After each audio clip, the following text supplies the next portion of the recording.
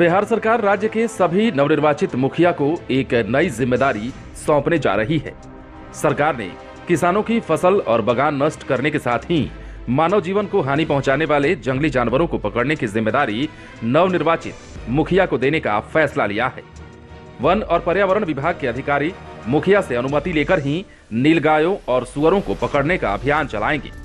दरअसल वन और पर्यावरण विभाग की तरफ से इसको लेकर पंचायती राज विभाग को एक पत्र भी लिखा गया था।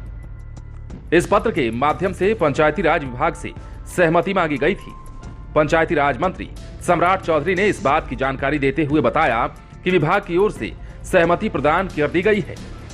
पंचायती राज मंत्री की माने तो जंगली जानवरों में नीलगाय और सुअरों द्वारा किसानों की फसलों को बड़े पैमाने पर क्षति पहुंचाई जाती है, साथ ही मानव जीवन को भी इससे काफी हानि पहुंचता है। ऐसे में राज्य के सभी 8000 से अधिक पंचायतों के मुखिया को ये अधिकार दिया गया है कि वो फसल को नुकसान पहुंचाने वाले जंगली जानवरों को पकड़ने की अनुमति देंगे। पंचायती राज मंत्री ने इस बात की भी जानकारी दी है कि ग्रामीणों को द्वारा जंगली जानवरों से फसलों की क्षति या मानव जीवन की क्षति पहुंचाने पर आवेदन मुखिया के पास भेजा जाएगा।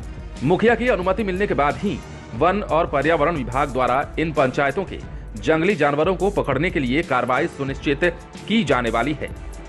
अब किसानों को अगर फसल से काफी क्षति पहुंचती है, तब ऐसे में पंचायती राज विभाग की अनुमति मिलने के बाद वन और पर्यावरण विभाग द्वारा आसानी से जंगली जानवरों को पकड़ा जा सकेगा। आपको ये भी बता दें कि जंगली जानवरों के द्वारा किसानों की फसल नष्ट करने के मामले बड़े पैमाने पर सामने आते रहते हैं। इन जंगली जानवरों में नीलगाय और सुअर सबसे ज्यादा फसलों को क्षति पहुंचाते हैं। किसान अक्सर नीलगाय के खेत में जाने से फसल की क्षति की बात स्वीकार भी करते हैं।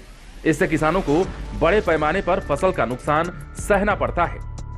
ऐसे में अब मुखिया को बड़ी जिम्मेदारी सौंप दी गई है। वन और पर्यावरण विभाग के अधिकारी इस काम को करेंगे और निश्चित तौर पर मुखिया की इसमें सबसे अहम भूमिका होने वाली है।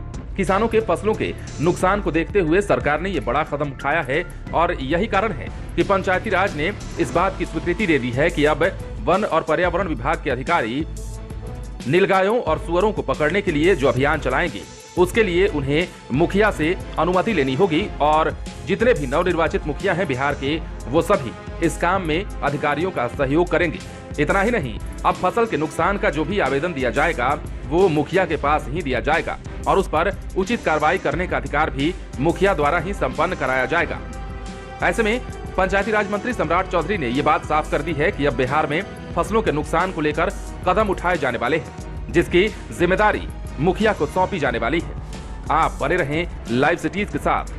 यदि आपने इस चैनल को सब्सक्राइब नहीं किया है तो सब्सक्राइब कर लीजिए ताकि हम आपको खबरों से अपडेट रख सकें।